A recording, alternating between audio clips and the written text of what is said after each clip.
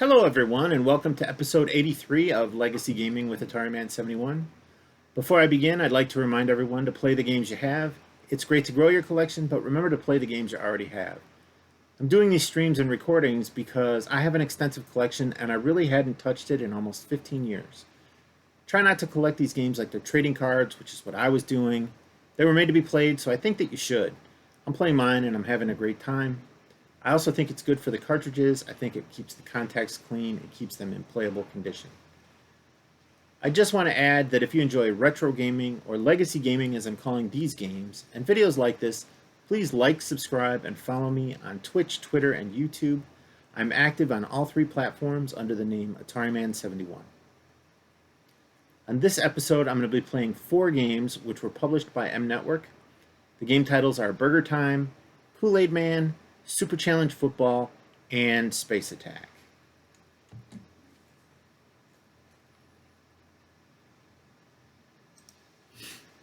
So the first game on my list to play today is BurgerTime. Sorry, my mustache is in my mouth.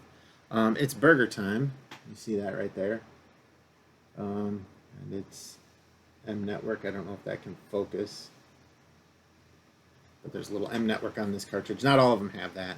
I will put my cartridge in,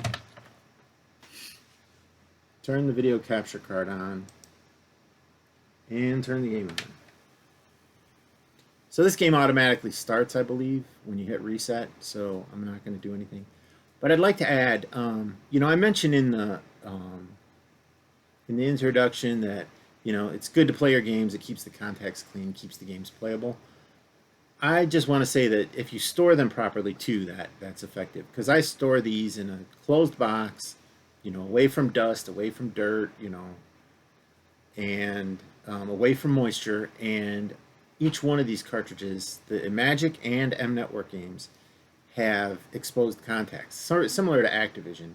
And when I put the games in to play them, they all worked on the first try. So it just proves if you use them, and if you store them properly, the games will last you a long time. I mean, heck, these things are 40 years old, over 40 years old, some of them. It's crazy. So I'm going to call up my information on BurgerTime. So BurgerTime is cartridge MT4518, and it was released in 1983. Uses the joystick controller, and I have my Wiko command controller here, as always. My favorite controller. Even though this is the one that has the short circuit in it, I still use it. It still works. So I did not have BurgerTime as a kid for the Atari 2600, and I didn't know anyone that did. I did, however, play this game in the arcade a lot, and I'm very familiar with the concept. This version of the game really struggles to capture the graphics of the game, but the gameplay is close enough for an Atari. It isn't quite as bad as Pac-Man, but the eggs don't look like eggs. The burger patties don't look like burgers. The only thing that looks remotely close is the sausage. There's a thing in there. I can't remember if it's a breadstick. Yeah, I think it's a breadstick. It's just a vertical line. I mean, it's kind of terrible. Or maybe it's a slice of cheese. I don't know.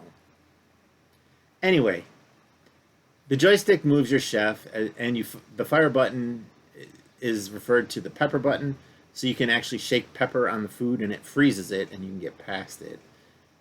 You walk across each ingredient of the burger, and it falls down to a lower level. All the way, and you have to walk across it several times until you've formed complete burgers at the bottom of the screen. And you see that the items all show as orange here, but I believe when they drop down to the bottom, they change and are a different color.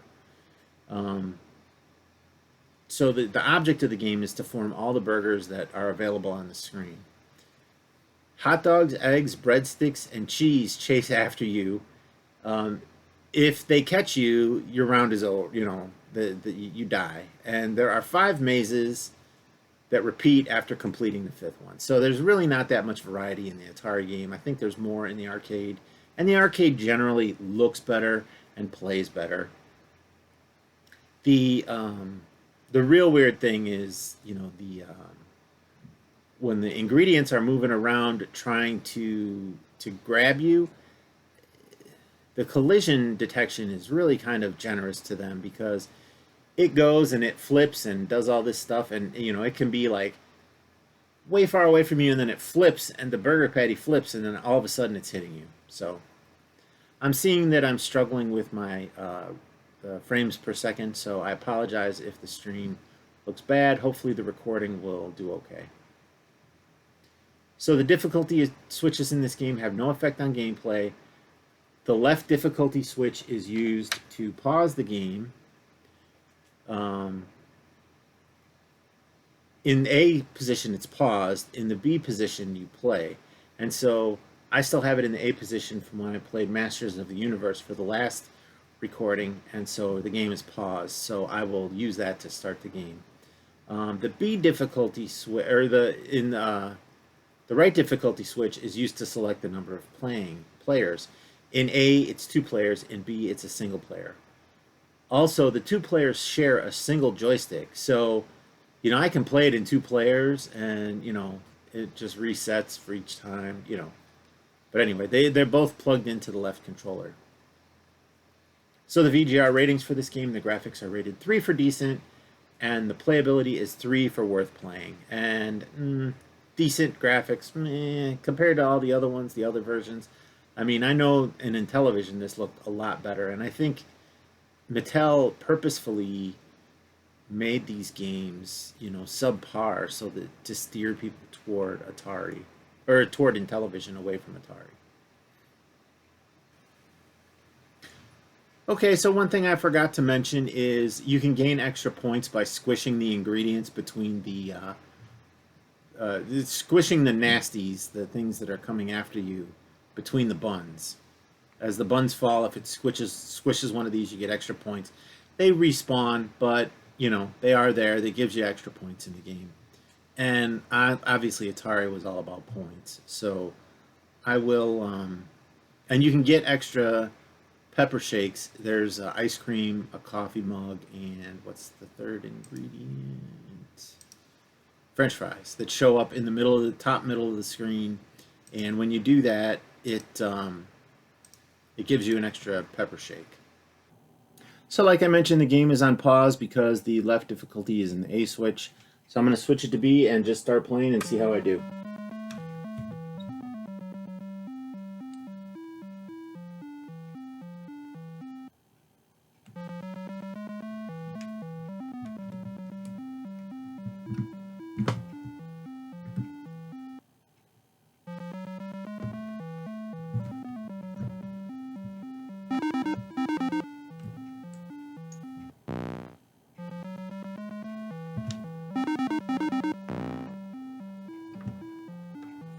Why that egg didn't get killed, I have no idea.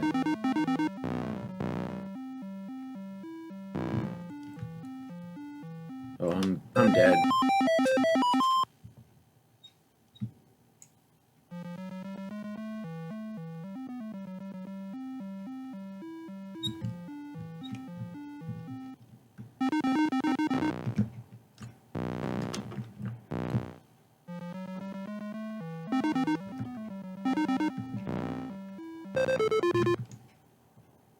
Now there's a free pepper shake.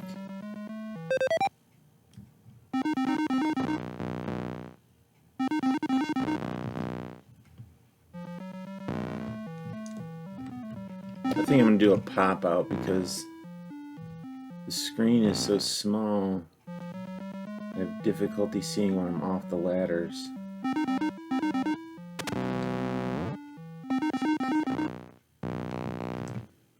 Now I don't know why that doesn't kill the sausage. Oh, come on, he was gone.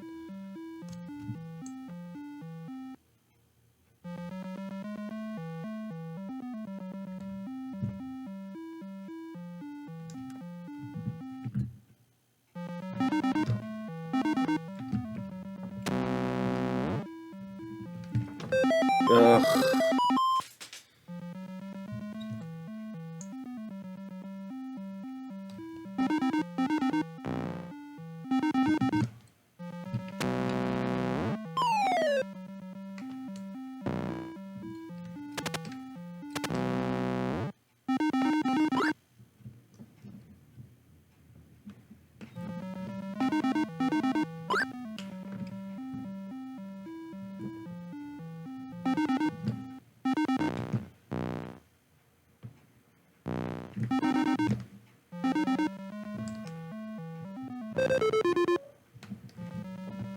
No, I'm not going to be able to get it because it didn't step off. Oh, maybe I can get it now. Ah, oh, crap. I didn't even see that sausage. Build this burger.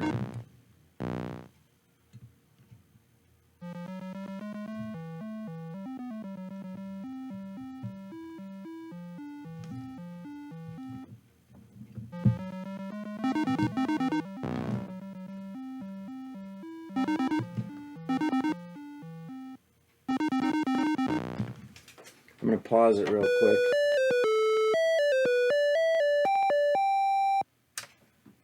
Because I want to create a little pop-out so that I can see it.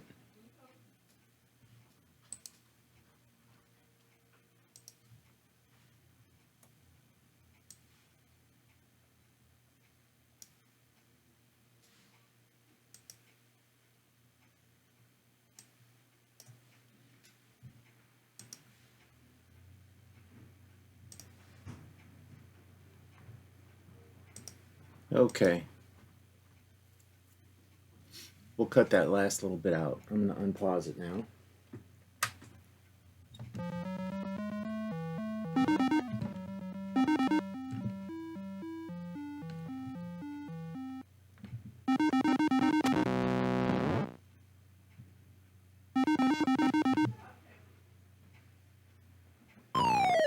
There we go.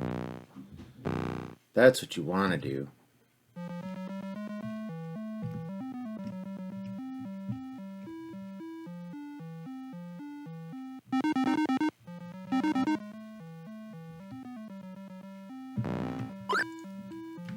Or that.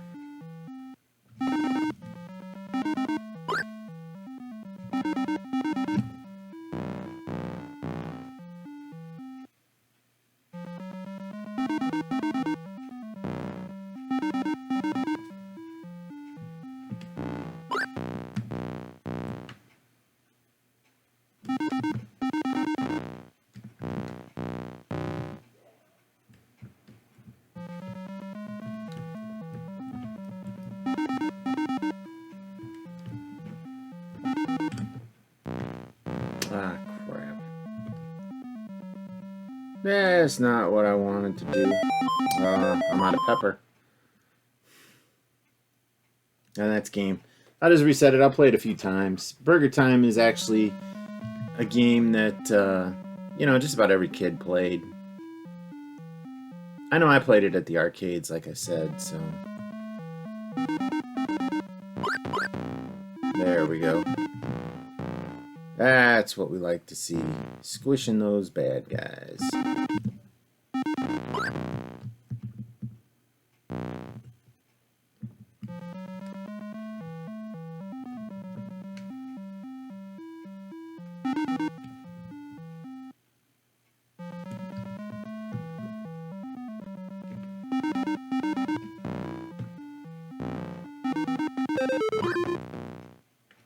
Ah! See, now I'm hesitant to use my pepper just because I ran out of it last time.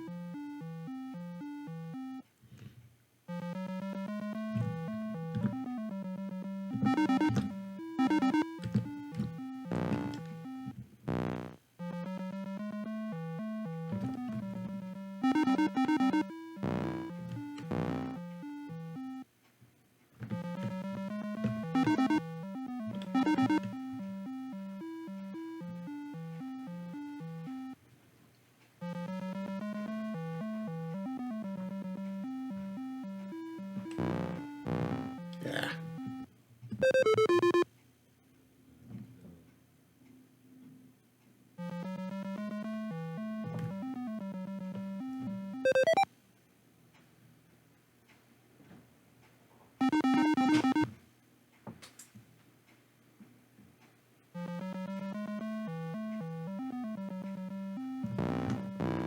I mean, you can wait forever, or you can just finish your burgers.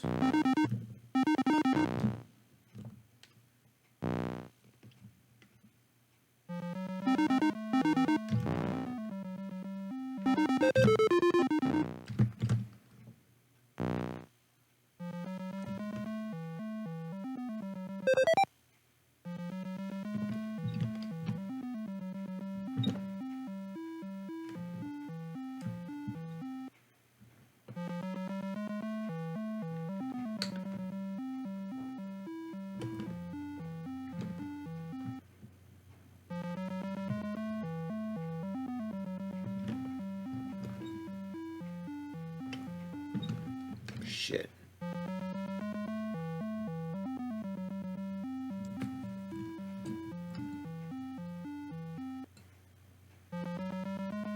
Just finish this burger,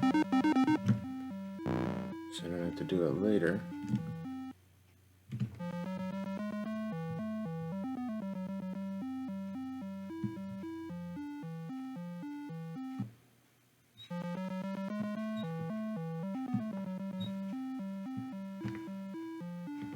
No. Boy, they are just all over the place over there. Get them all on this top row.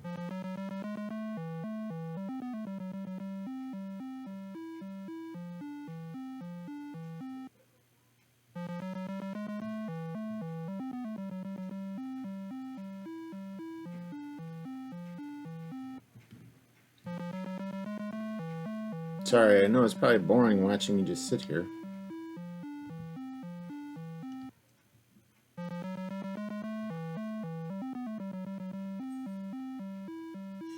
Just want to finish this burger.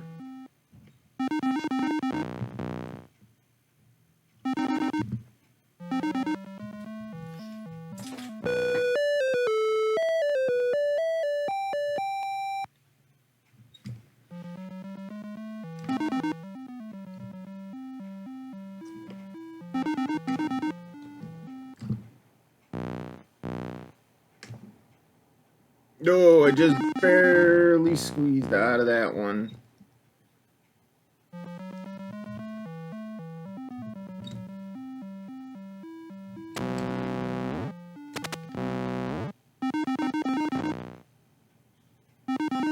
I don't know why that dude didn't fall.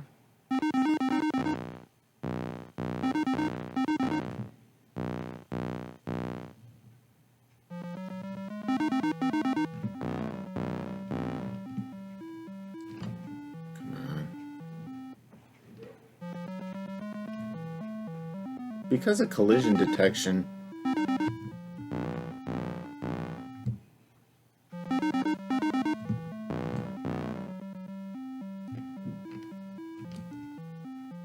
ooh, I thought for sure that egg was gonna get me.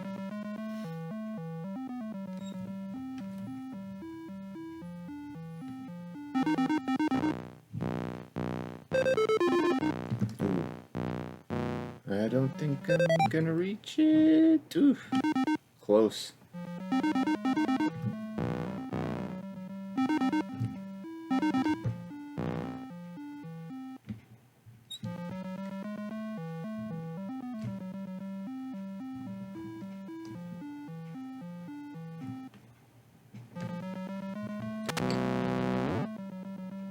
Sorry, had to use it.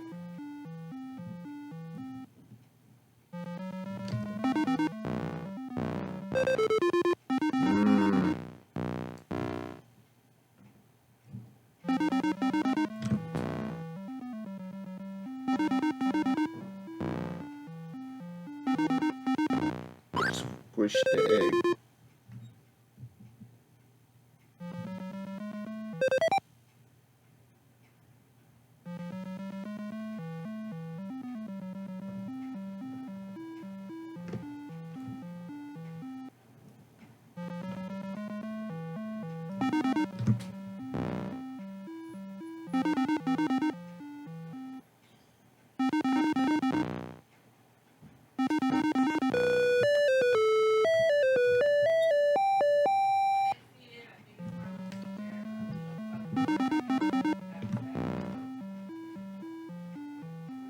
No! Ooh, God, that was close.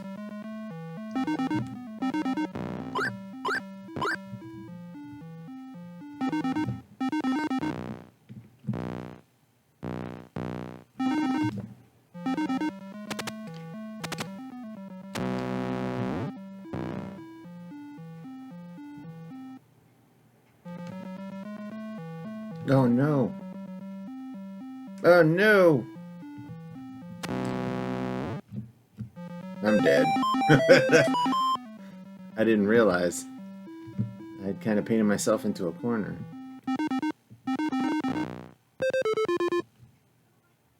Only got 2 peppers left.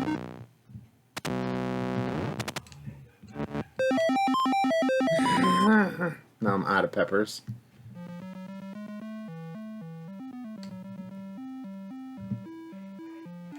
Ugh, Christ. This level's tough.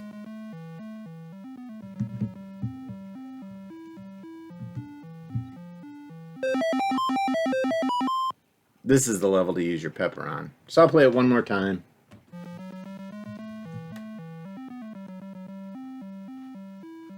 These first two levels are not too bad.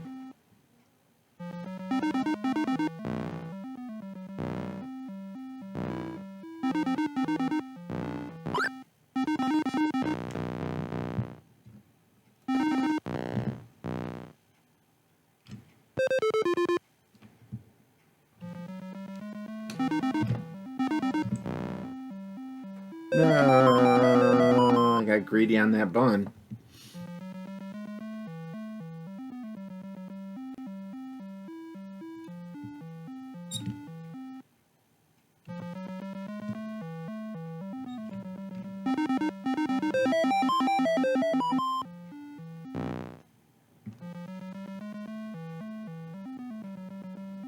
Yeah, I think the thing I struggle with the most on this game too is that the speed. Oh my god. I'm just destroying myself. The speed is a lot slower, I think, than I recall the arcade game being.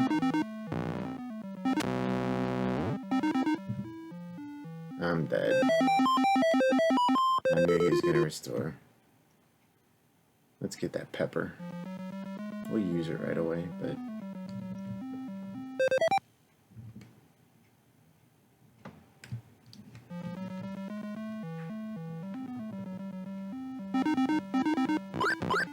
Thank you. Let's try both of them.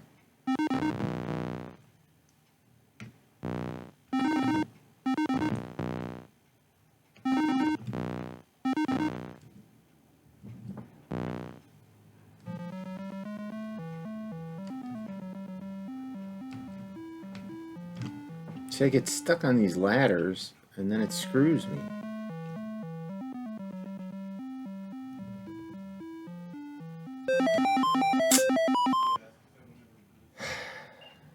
Anyway, so that's BurgerTime. It's actually, the gameplay is decent. It's not graphically as good as everything else, but it's playable. So the next game on my list is, sorry, let me get that to focus maybe. Kool-Aid Man. So I'll put that cartridge in and turn it on. Okay, so this game automatically plays, so I believe it has a pause. Yeah, so I'll reset it here. Okay. Oh, that's weird. It's paused, so there's this little thing. So I'll call it my information. So Kool-Aid Man is cartridge MT4648. It was released in 1983, and it also uses a joystick controller. And although I loved Kool-Aid as a kid and still drink it now, well, the sugar-free version of Kool-Aid, I did not have this game as a child, nor that I know anyone that did. In addition, I've had this game for over 15 years now, and never really played it that much. I always thought the label was cool because it was not just plain text like some of the others you saw it there. It was, you know, just like a scripted text. It wasn't just plain. The premise of the game is that these so-called thirsties want to drink the water at the pool, in the pool at the bottom of the screen, and you can't bump into them. You can't bump into the pool or the top of the screen, or you start bouncing around. And if you start bouncing around, you have no control over the player. But what your object to do is to take your picture and to collect up all these thirsties. I think there's 30 of them that you need to collect to get through a level. And you need to collect them before they drain the pool. And so you collect them all. Along the way, there's these power-ups. There's a S, a K, and a W, and they stand for sugar, Kool-Aid, and water.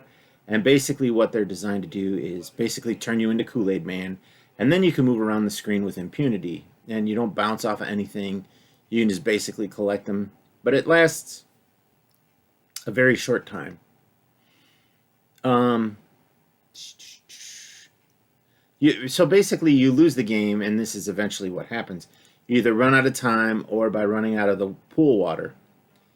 And once you've completed a phase of cleaning up 30 thirsties, you earn a bonus for any extra time you have, and then also you can I can't remember what I was going to say. You earn a bonus for getting the extra time, and you go to the next level, which is a faster paced and anything. So the pool water is technically your life bar. It doesn't reset between levels. It just once the pool is empty, the game is over. Basically, is what happens.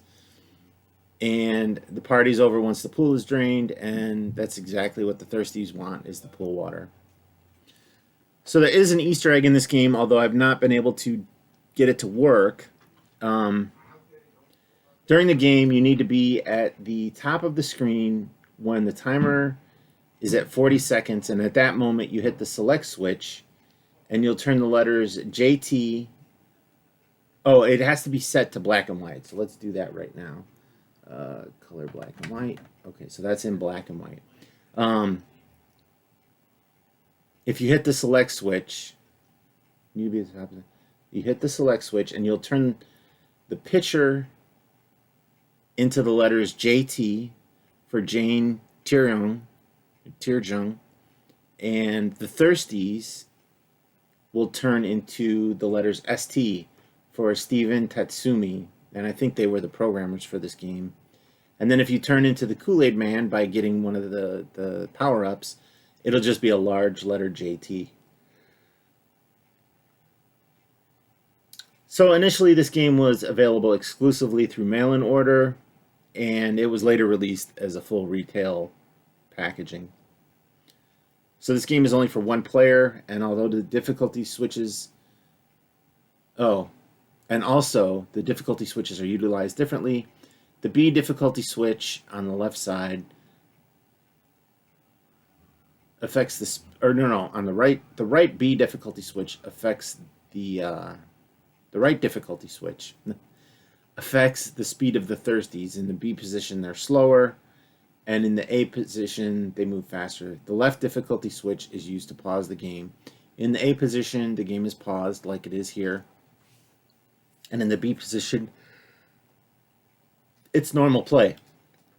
So VGR rating for this game, the graphics are rated 2 for reasonable, and the playability is 4 for fun.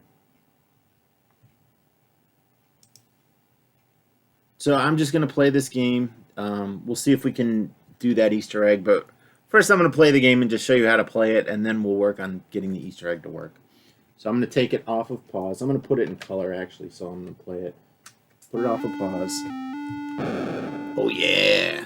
If you remember the commercials. So the thirsties are those things that look like cherry bombs. And when there's an S for sugar.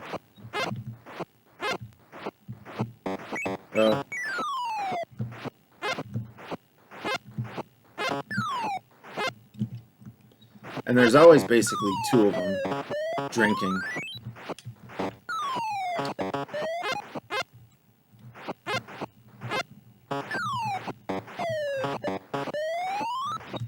Try to get that power up at some point. Boy, I'm just bouncing all over the place here. Out of practice. Okay, so there I'm Kool-Aid Man. So then you can see I can basically go around the screen however I want. Oh, come on. See, I can run over the thirsties. Okay, so now we're at the second screen.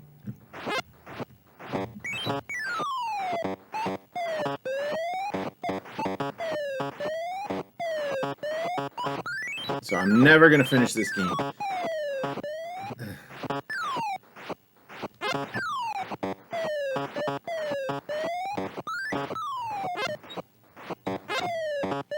So that's game.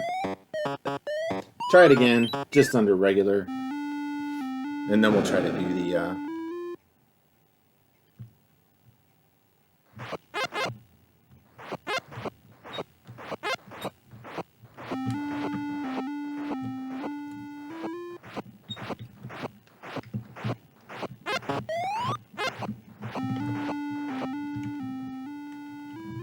Yeah, see, that's a pretty quick tone.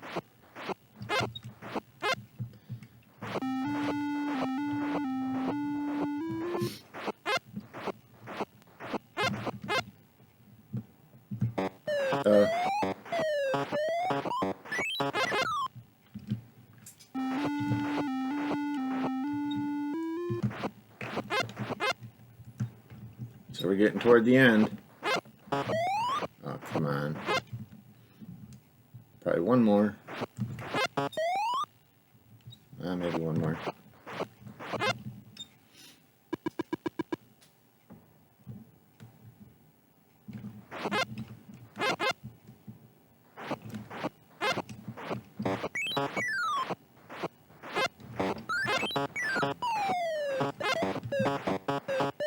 Oh, come on.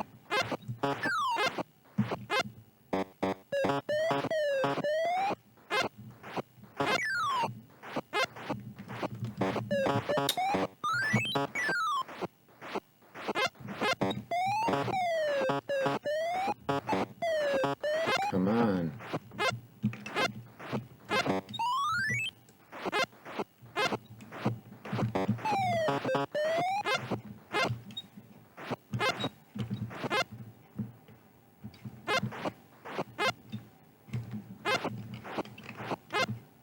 It's close. I did it! Second screen is clear. I'm not going to last too long here. One shot. So now I'll just bounce around the screen forever because there's so much stuff on here. Okay, so now we'll switch it to black and white and see if we can do that. Yeah. Okay, so we need to be at the top of the screen at 40 seconds.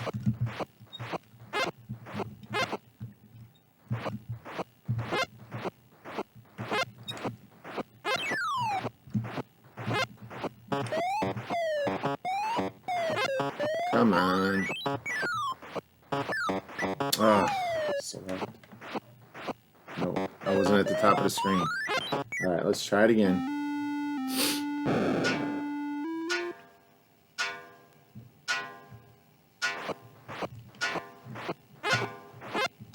I think they drink in a pattern.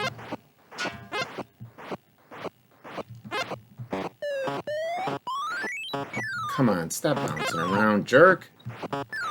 Ugh. Nope.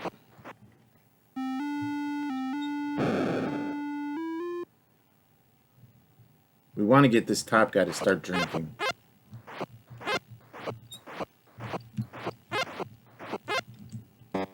Okay, so the top guy is drinking. God dang it.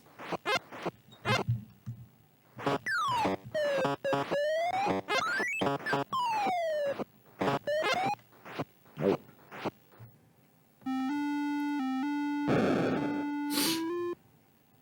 We're going to get this, people.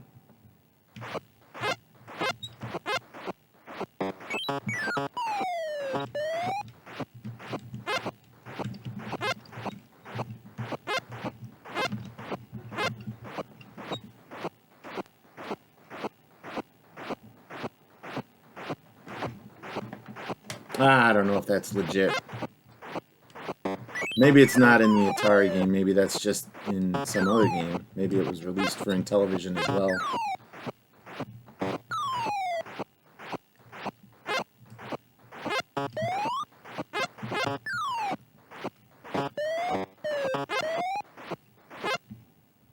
Alright, one more chance to do that. And maybe that was just for Intellivision, but I had gotten that set up.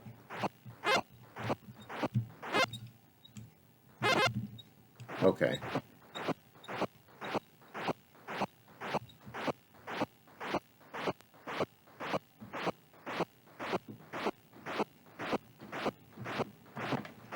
No, I think it's just for Intellivision.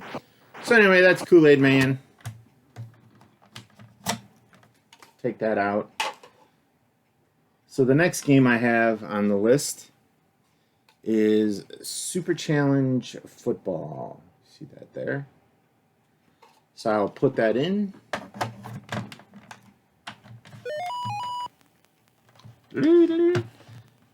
I will call up my information. That little sound effect is familiar. If many of you had, or any of you had handheld games, you'll recognize that sound. So, Super Challenge Football is cartridge MT5658, and it was released in 1982. And this game uses two joysticks, and it uses two joysticks because it's a two-player game. And so I have my second joystick here. I have this, I don't know what this is from, Amiga or Commodore or what it is, but this is going to be my second joystick for today. It's a little noisy because it's got the micro switches.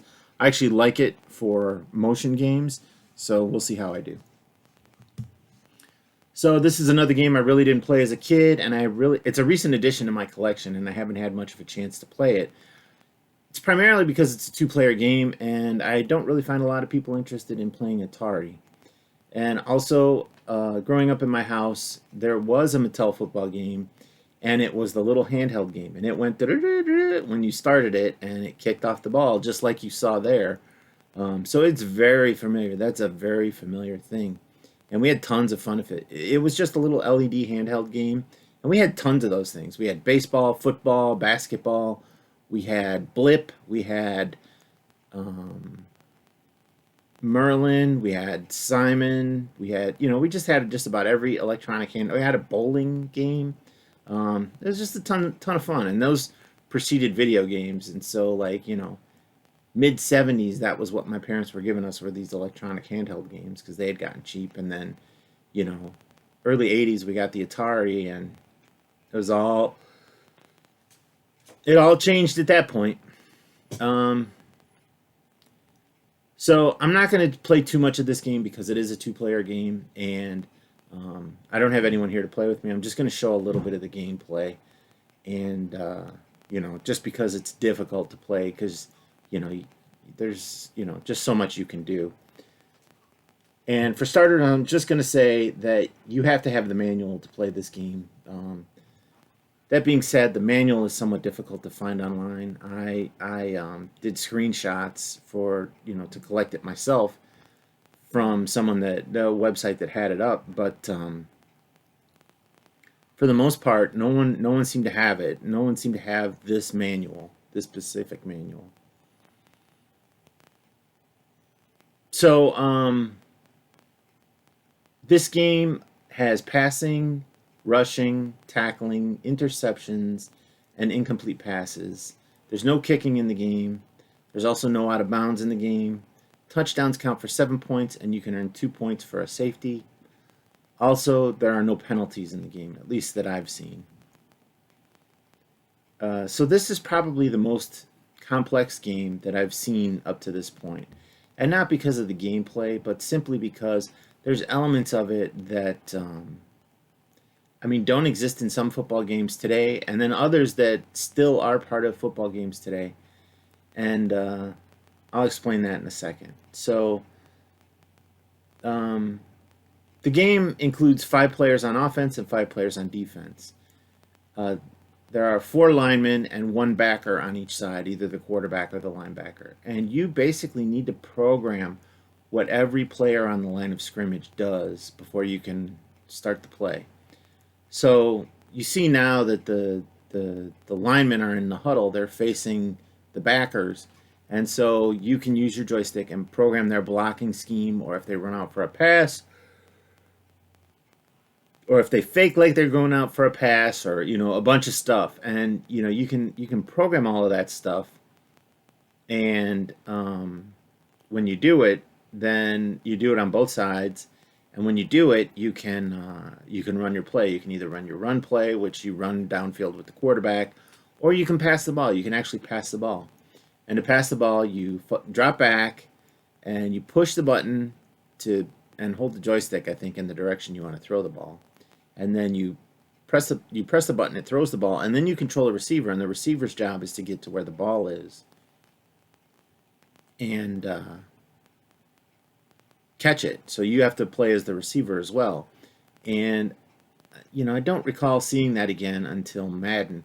Like Tecmo Bowl and stuff like that, I recall you threw the ball and the guys just stood there. You didn't have to run them down the field. And if they were in coverage, it was intercepted or incomplete.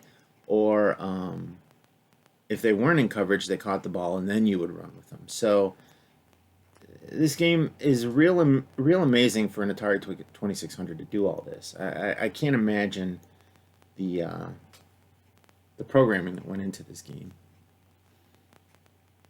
So on offense, you need to program each blocking pattern for each lineman and designate someone as a receiver if you plan on running a pass play.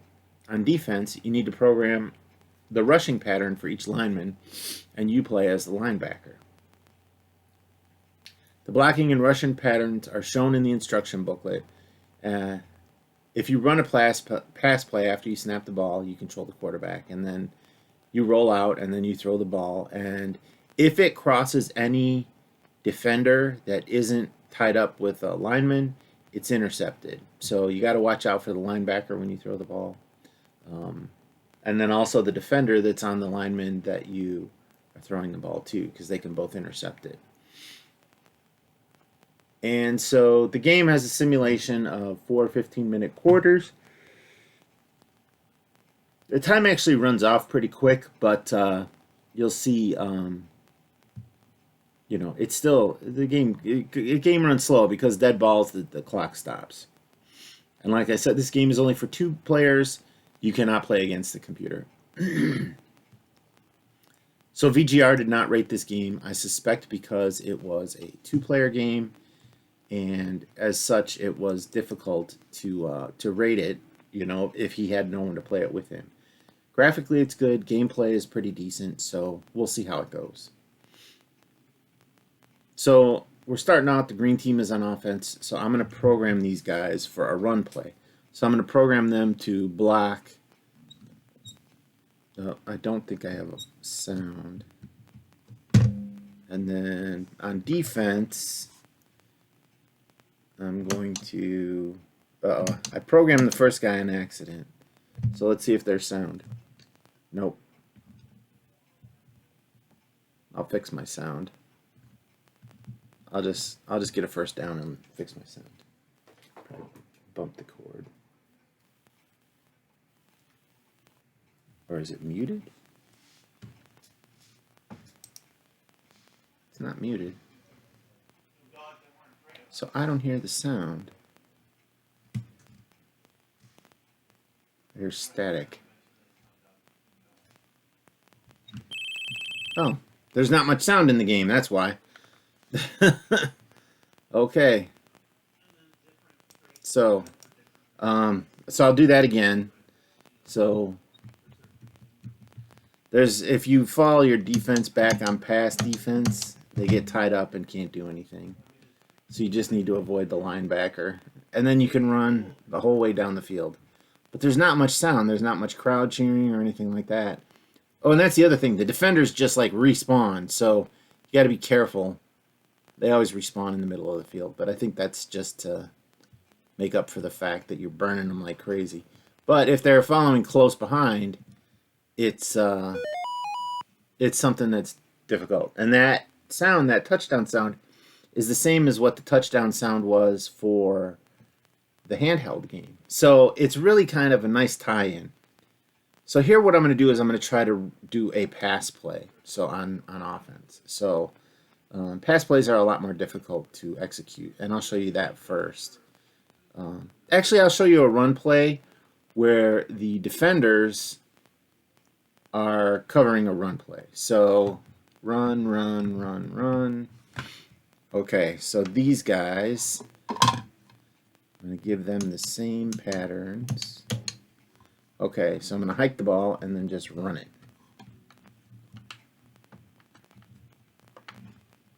Oh. Okay, so now I can hike the ball. Let's do that again, because I kind of ran into them. Run, run, run, run. Hike the ball. Ugh, I ran into him again. Not paying attention. This is third down, right? Run, run, pressure's on. But I was trying to show you how when they call a run defense, They break the. See, and now they're catching up to me. Now they're catching up. Oh, and that guy spawned where he was. Okay, so now we'll try a pass play. So run defense. They're gonna. So this guy is. I'm gonna put him as my receiver. So that, and that. Okay. I might have screwed up here. So. All right, so let me try that again. So receiver. Okay. And then outside. Okay, well, let's see how we do here.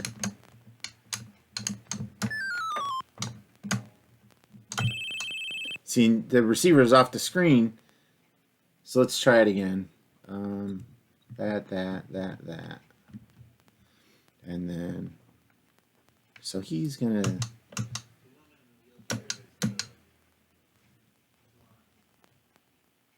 Wait, I picked a run play. Nah, we'll just give him a touchdown. So we're beyond the first down marker. But see, this is where you can run diagonally and gain extra yardage. But you got to watch out for that phantom guy. Okay, so now receiver. Okay. Okay, so let's see how we do here.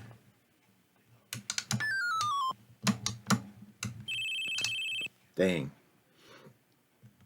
Let's try it again. Receiver. And then out. Okay. See how we do here. Interception.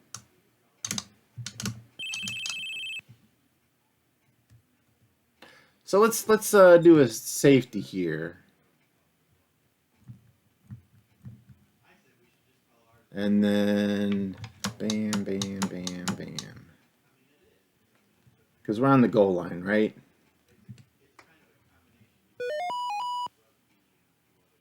So 2 points. So they do score 2 points. And now they get it on offense. So let's see if we can do this pass play all over again.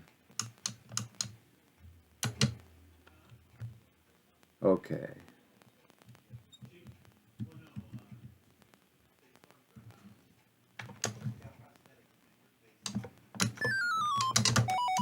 Ugh. All right, let's do a pass on this one. We'll pass it to the top. Okay, so this guy is the receiver. That way.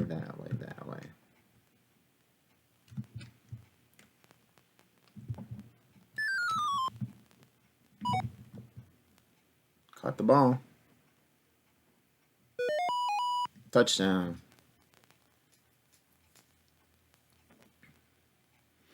So let's see if we can do that again. Receiver. Okay, so on defense, he's rushing. He's falling back.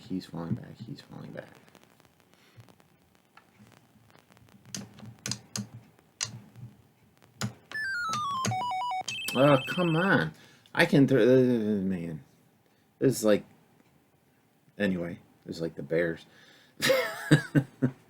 I'm from Chicago, so it's all too familiar to me.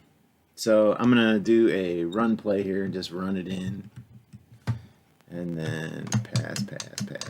And then we'll just call it. I mean, the game isn't really that complicated. You know, it is football. It is what football is. 5.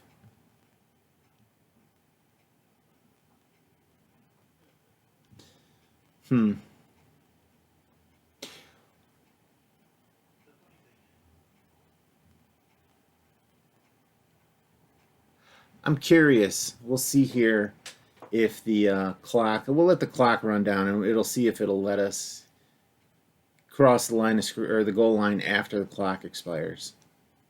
And then that'll be it. That'll kind of seal this game. Apologize that I'm going to be sitting around waiting for, I don't know, a minute or so, maybe 2 minutes. But all in all, this game is not that bad. If I run back, can I run back up the field? Yeah. My defenders are still beating up those guys. All right, well, let's score here, and then we'll give it to the other. We'll get the blue team a touchdown here. So back, up, down. And see, with this, it's one-on-one. I mean, they're not coming for me at all.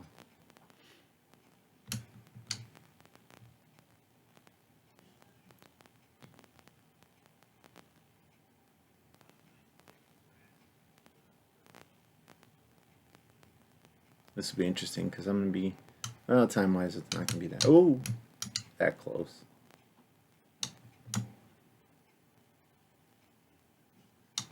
There's the goal line. We're in the last minute. Ooh, they're catching up.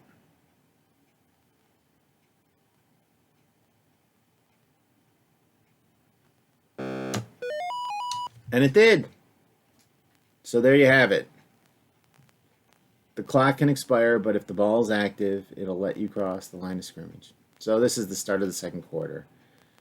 So that's basically it. That's basically all I'm going to show you for this game. Not much I can do because there's nobody to play against. So, but passing, running, and it is complicated because you create your own plays. I mean, you basically are the coach in that game. So the last game I have to play for this episode is Space Attack. So I will put that in, turn it on, and clear out this extra controller real quick. Call up my information here.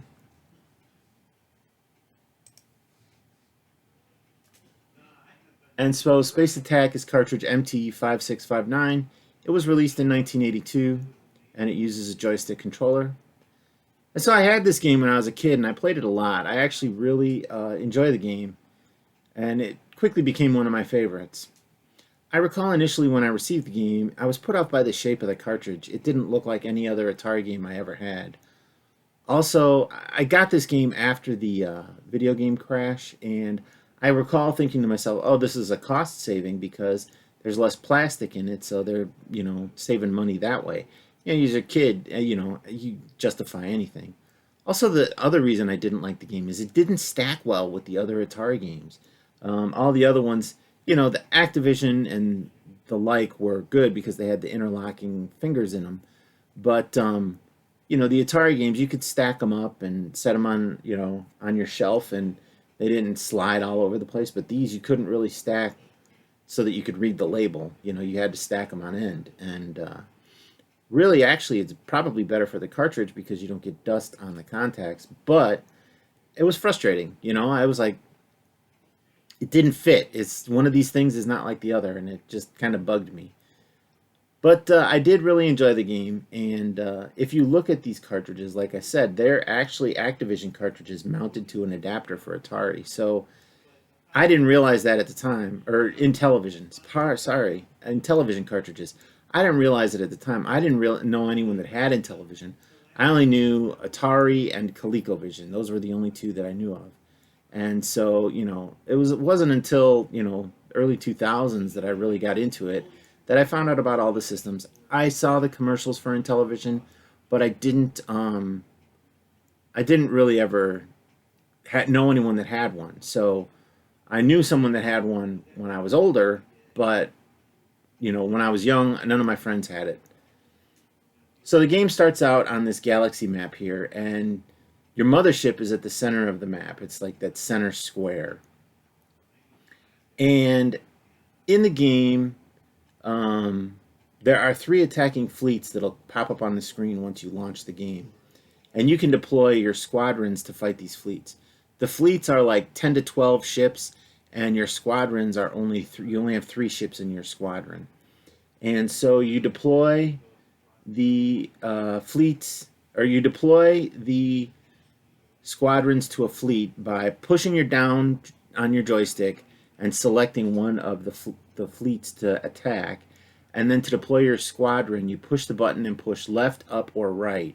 And there's blue, white, and gold. So it's left is blue, right is gold, and up is white. And so once you've deployed them and they reach one of the enemy fleets, you push the up button for the white one, left for blue, and right for gold to engage the enemy. And then you go to a second ship, or a second screen. And in the second screen, you see the enemy ships, and you have to take them out before they take you out. You don't get off of that screen until one or the other has happened. And so there's counters on the bottom. The left one is the enemy ships, the right one is your ships. And you just keep firing at them till you get them. You can destroy multiple ships at the same time, and hopefully I will be able to do that. And then also, if you run out of ships, you have to come back and defeat that fleet with another squadron. One of your other squadrons has to go to it. And so there's two waves of enemy fleets that come at you. So I think there's upwards of 72 ships that you need to destroy with 9 of yours. So it's actually, you have to have an 8-to-1 kill ratio at worst to be able to do it. So anyway,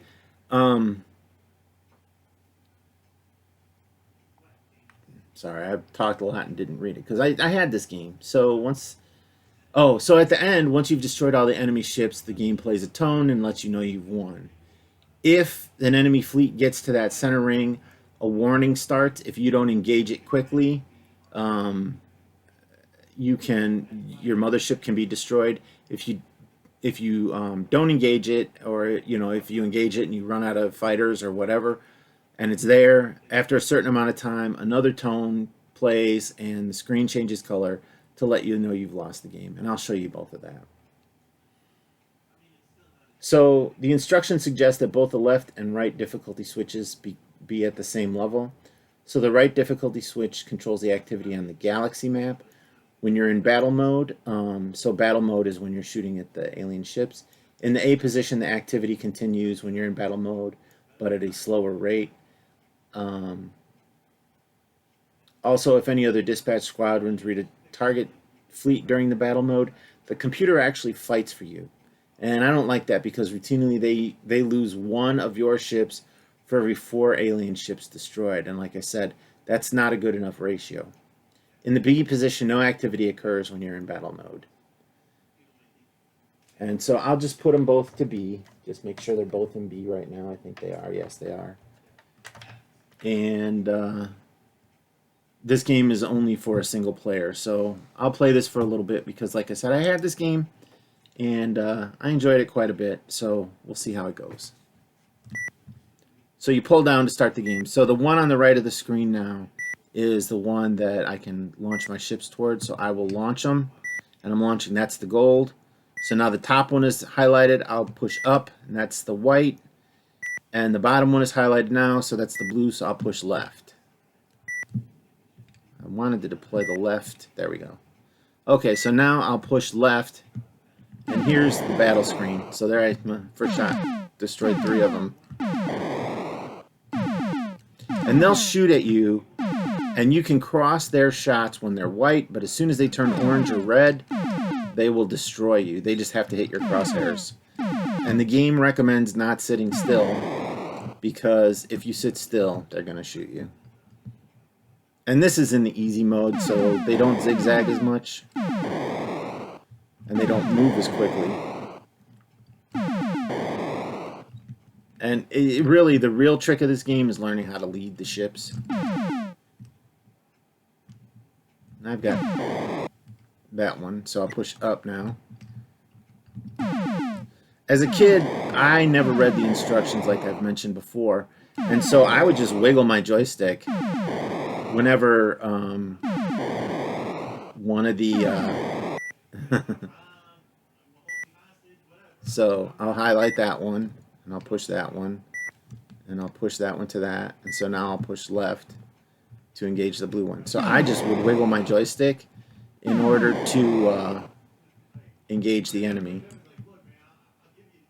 I didn't know what it required. I just knew that you needed to move the joystick to engage them, and so I did what it took. The biggest problem, see there, I went through the lasers when they were white.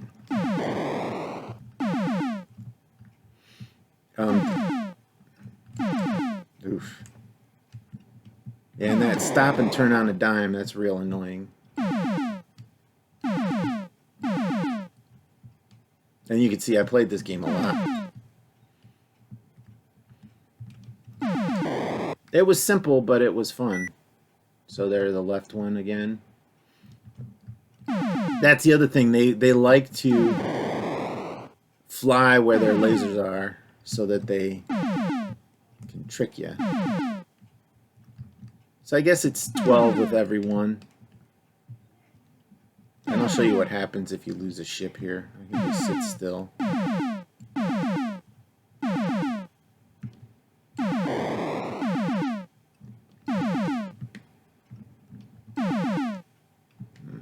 He flew right through it. I just was a little early.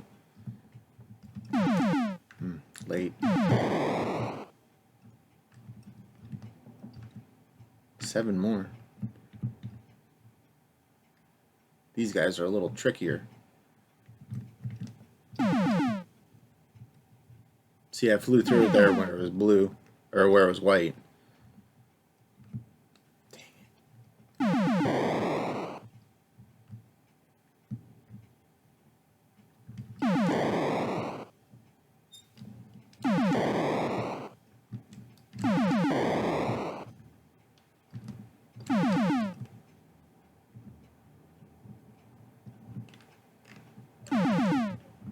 See, in practice, I was thinking they were trying to bait me at times. And there's no time limit on this.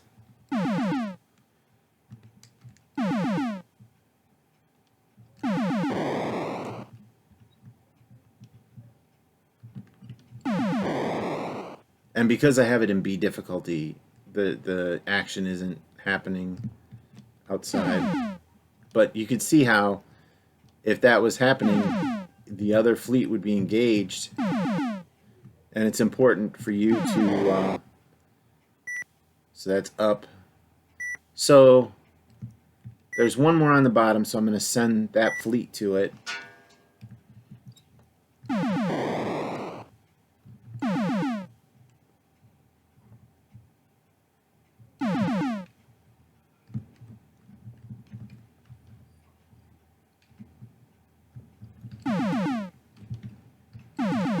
Ugh, just off the edge. I was doing so good at the start. Well, I was not talking. It was just muscle memory at that point.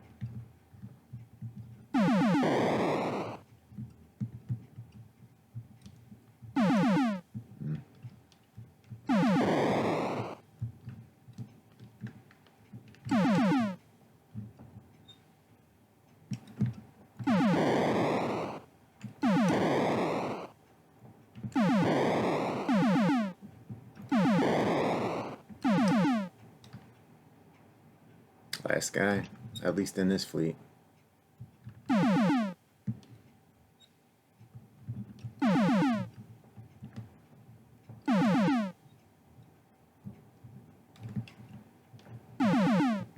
When you want them to stutter step, they don't.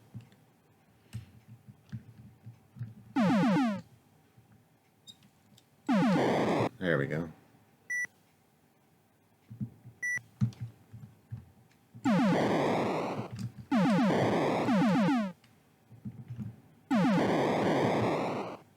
I always like it when you get the multiples.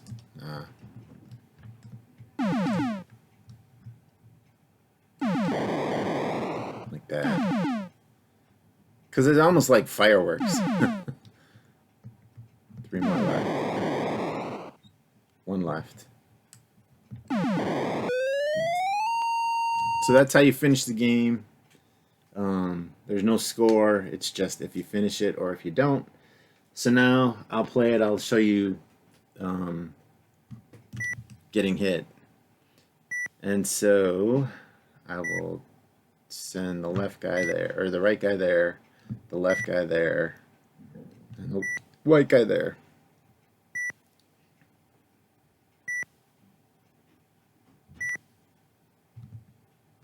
So here's what happens when you die. I'll just sit still.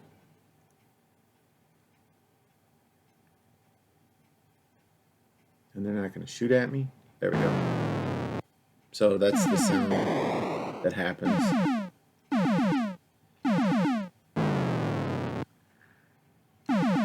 All three. Okay, so then it goes back. So I can push up.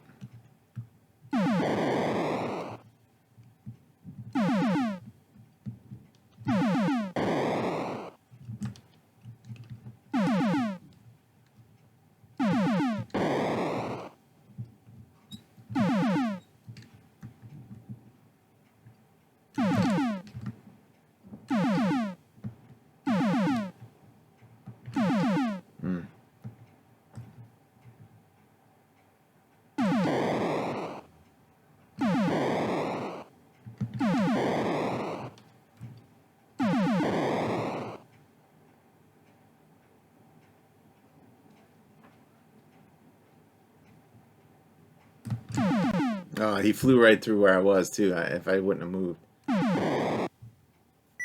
Okay, so now I'm going to deploy... Where is it? That one. And I'll deploy the white guy to that one. So that's that guy.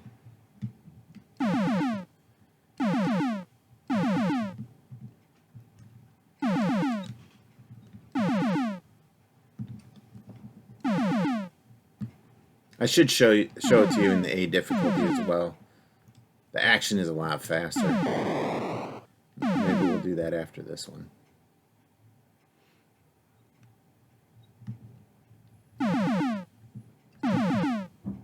Yeah, so when those shots are white, they're too far away, I guess.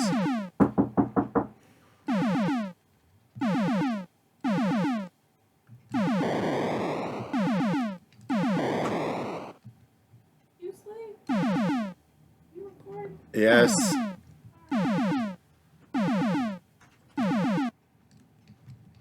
Now there, that was interesting. I lost my audio.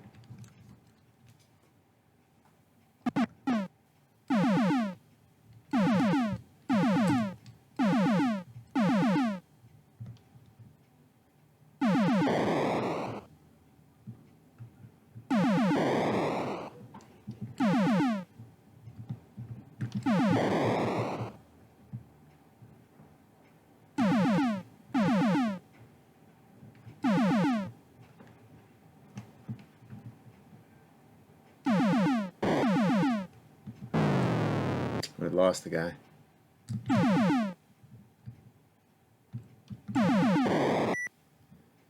Okay, so the white guy's coming to that. So the gold guy, I'm going to send him to that one.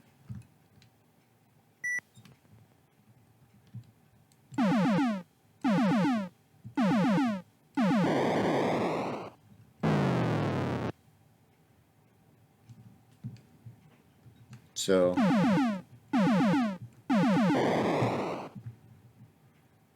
I will show you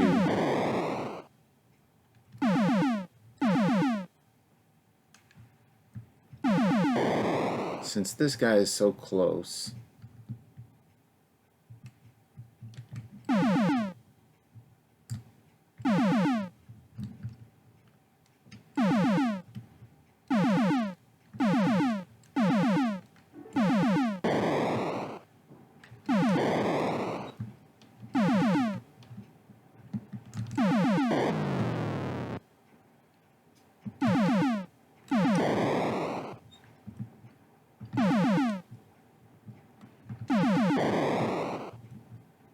Let's see if this guy shoots me or not. Okay. So you'll see there's only 4 dots there, and it's going to get to the center here.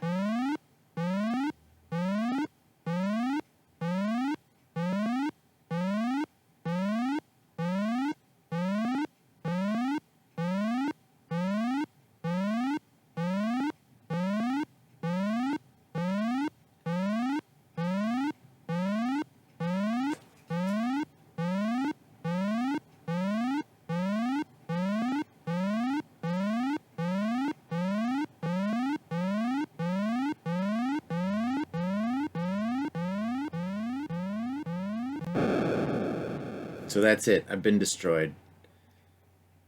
So I think that's probably like, I don't know, 15 seconds. It actually gives you a lot of time. And in the manual, it suggests leaving one fleet, especially in the A position. So let's put these in the A position, both of them, so you can see how different that game is to this one. So it's kind of the same. Nope. Well, it doesn't matter where we send them.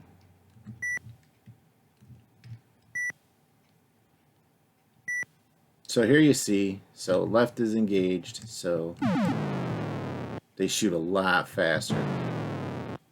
I'm not, wow.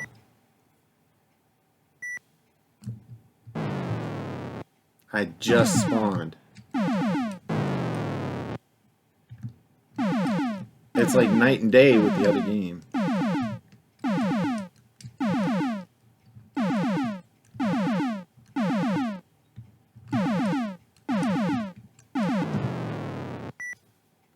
Done.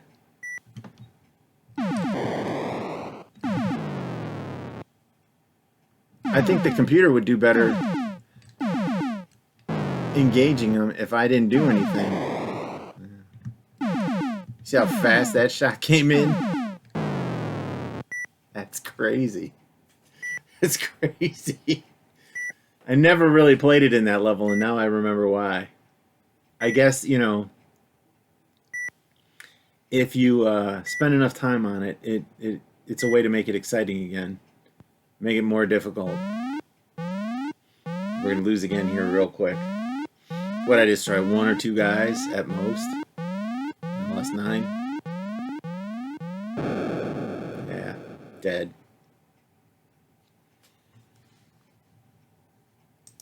So yeah, it's a fun game. I might try that one more time, but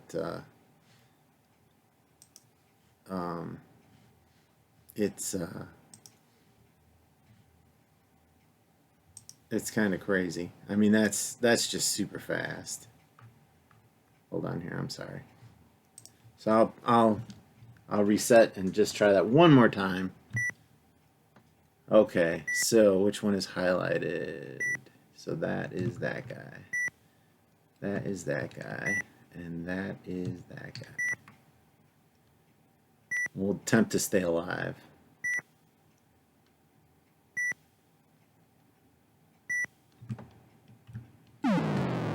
So there's 2 groups engaged right now. Yeah, so there's only 9 enemies here.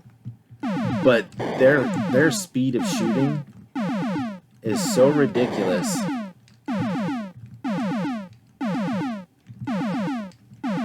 I mean, they're shooting 3 shots at a time at me, and I'm able to shoot 1. And so you see the gold. This one only had 6.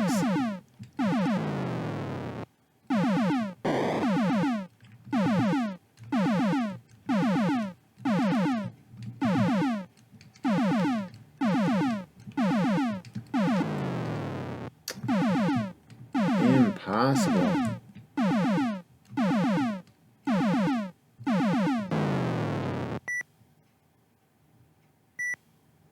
Do I have none left? Because that was what happened.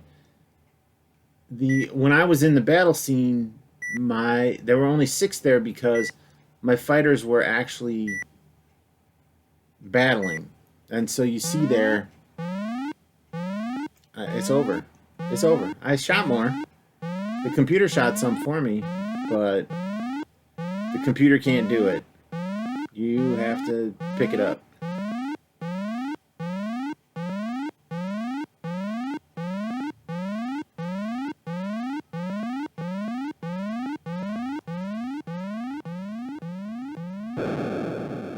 That's it. Did a little better the second time, so I think given enough time, I probably could turn it around and actually play decent.